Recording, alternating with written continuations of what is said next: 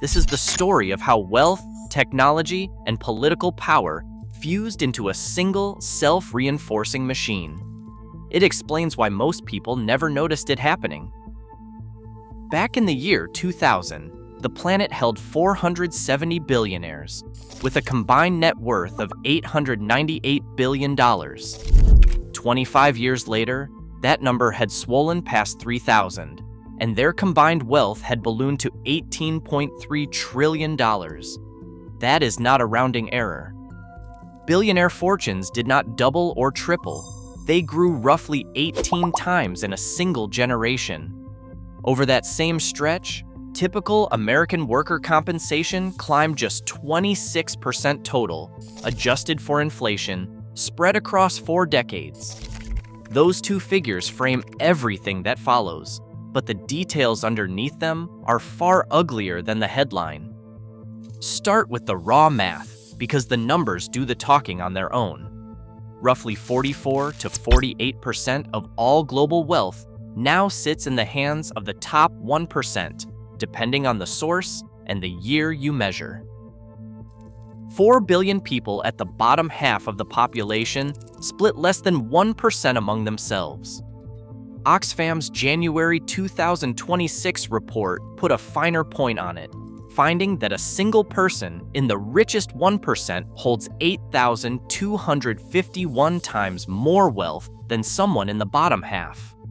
12 individuals, just 12, now control more wealth than the poorest half of all humanity combined, a figure that lands at $2.635 trillion. And the speed of accumulation keeps climbing. Billionaire wealth surged by $2 trillion in 2024 alone, 3 times the pace of the year before, and for the first time, more billionaires inherited their fortunes than built them. Oxfam traced 60% of billionaire wealth back to inheritance, monopoly power, or crony connections, not to innovation, not to risk-taking. The pandemic turned that pattern into something almost obscene. Between March 2020 and early 2021, the 10 richest men on Earth saw their combined fortunes jump from $700 billion to $1.5 trillion at a rate of about $15,000 every second. During those same months, over 150 million additional people fell into poverty, and the incomes of 99% of humanity dropped. A new billionaire appeared every 30 hours, while at roughly the same pace, 1 million people slid into extreme poverty. And here is the number that crystallizes the whole era. Global billionaire wealth climbed by $3.9 trillion during the pandemic, while global workers' combined earnings fell by $3.7 trillion. That is almost a perfect transfer from the many to the few. You might assume fortunes this large carry a proportional tax burden, and that assumption would be wrong. Leaked IRS records obtained by ProPublica in 2021 revealed that the 25 richest Americans grew their wealth by $401 billion between 2014 and 2018, while paying $13.6 billion in federal income taxes, a true tax rate of 3.4%. Warren Buffett's effective rate came out to 0.1%. Jeff Bezos paid 0 federal income tax in 2007 and again in 2011, the same year he claimed a $4,000 child tax credit on an $18 billion net worth. Elon Musk paid 0 in 2018. The mechanism behind all of this is elegant and completely legal, a 3-step cycle called buy, borrow, die. You accumulate wealth through unrealized gains, which are not taxed. You borrow against those holdings for spending money, which does not count as income. When you die, your heirs inherit the assets with a stepped-up cost basis that erases the capital gains entirely, and the wealth passes untaxed from one generation to the next. Buffett himself spelled it out back in 2006 when he told reporters, "There's class warfare, all right, but it's my class, the rich class, that's making war, and we're winning." Wealth at this scale does not sit idle. It purchases influence, and influence purchases policy, and policy generates more wealth. Corporate lobbying in the US hit a record $4.44 billion in 2024, spread across more than 13,000 registered lobbyists. But the real turning point arrived in 2010 when the Supreme Court's Citizens United decision declared that corporate spending on elections counts as protected speech. What followed was immediate. Total U.S. election spending ballooned from roughly $3 billion in 2000 to $15.9 billion in 2024, making it the most expensive election cycle in American history. $1.9 billion of that was classified as dark money, where the original source stays hidden. 100 billionaire donors accounted for $2.6 billion of the 2024 total, which works out to nearly 20% of all spending from just 100 people. Since Citizens United, billionaire election spending jumped more than 160 times. Nobody captures this shift better than Elon Musk, who poured roughly $290 million into the 2024 cycle and became the largest individual political donor on record. That single contribution matched what about 3 million small donors gave, combined. And that same person then led the Department of Government Efficiency known as DOGE starting in January 2025, gaining access to the Treasury, Social Security, and IRS databases, while his companies held billions in federal contracts. DOGE promised $2 trillion in government spending cuts, and none of that materialized. Government spending actually rose about 6%, and the national debt grew by over $2.2 trillion. Even the Cato Institute, a libertarian think tank, concluded that DOGE had no noticeable effect on the trajectory of spending. What it did produce was the largest peacetime federal workforce reduction on record, with roughly 317,000 employees pushed out. Musk stepped away at the end of May, calling the effort somewhat successful and saying he would not do it again, and DOGE itself dissolved by November. The broader courtship between tech and politics kept going.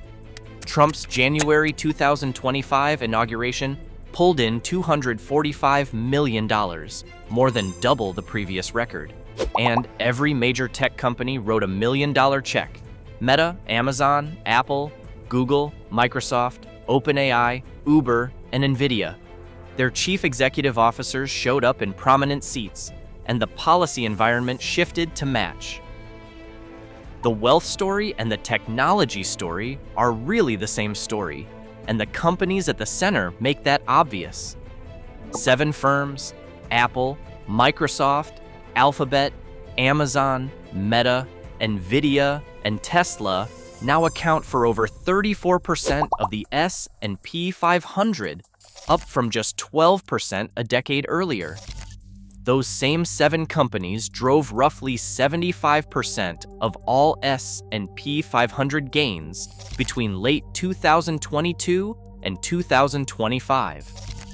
Apple alone carries a market cap larger than the GDP of every country on Earth, except the United States, China, Germany, and Japan, while Amazon's $638 billion in annual revenue outstrips the entire GDP of Belgium. None of this resembles a competitive marketplace. Google commands roughly 90% of global search traffic, and together with Apple, controls 99% of the mobile operating system market. Amazon captures 2 out of every 5 United States e-commerce dollars. A federal judge ruled in August 2024 that Google is, in legal fact, a monopolist, maintaining dominance partly through exclusive deals like the roughly $20 billion it pays Apple each year to remain the default search engine on iPhones.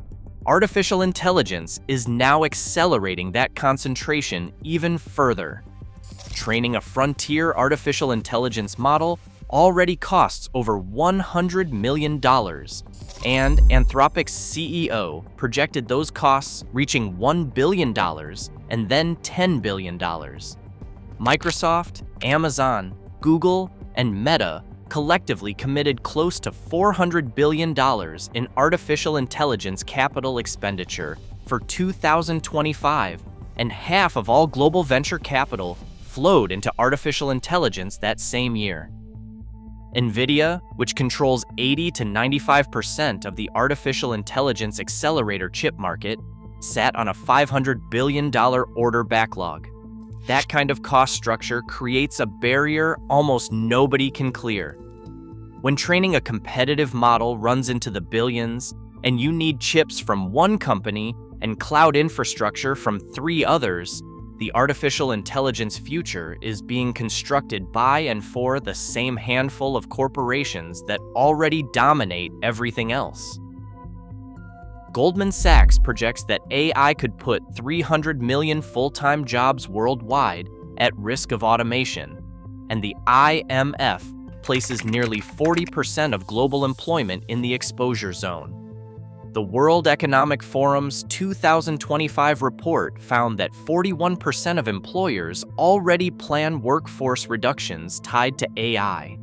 Enormous value will come out of this technology, and the open question is whose pockets it ends up in. What separates this moment from the Gilded Age or the Roaring Twenties is not just the scale of inequality, it is the feedback loop running underneath it. Tech billionaires do not simply hold wealth, they own the platforms where public conversation takes place. Jeff Bezos owns the Washington Post, and in 2024, he killed its presidential endorsement for the first time in 36 years, a move that triggered over 250,000 canceled subscriptions. After that, he restructured the opinion section around personal liberties and free markets, and then laid off a third of the newsroom. Mark Zuckerberg dismantled professional fact-checking on Facebook and Instagram, promoted a Republican operative to lead global policy, and brought UFC chairman Dana White onto Meta's board. Oxfam's 2026 report laid it out plainly. Billionaires now own more than half the world's largest media companies and every major social media platform. Peter Thiel once wrote that he no longer believes that freedom and democracy are compatible. Then he spent $32 million putting his protégés into the US Senate in 2022, including J.D. Vance. Bloomberg counted more than a dozen Thiel-connected figures who entered the Trump administration. His company Palantir holds over $1.9 billion in federal contracts, including a U.S. Army deal valued at up to $10 billion. 75% of top FTC officials over the past 2 decades carried corporate revolving door conflicts, and Google alone brought on 197 former U.S. officials since 2005. The people writing the rules for these companies use to collect paychecks from them, or soon will. The cycle runs in a closed loop. Wealth purchases political influence. Political influence shapes regulation or blocks it. Deregulation feeds further wealth accumulation, and the gap stretches wider each time around. ED 064849 E68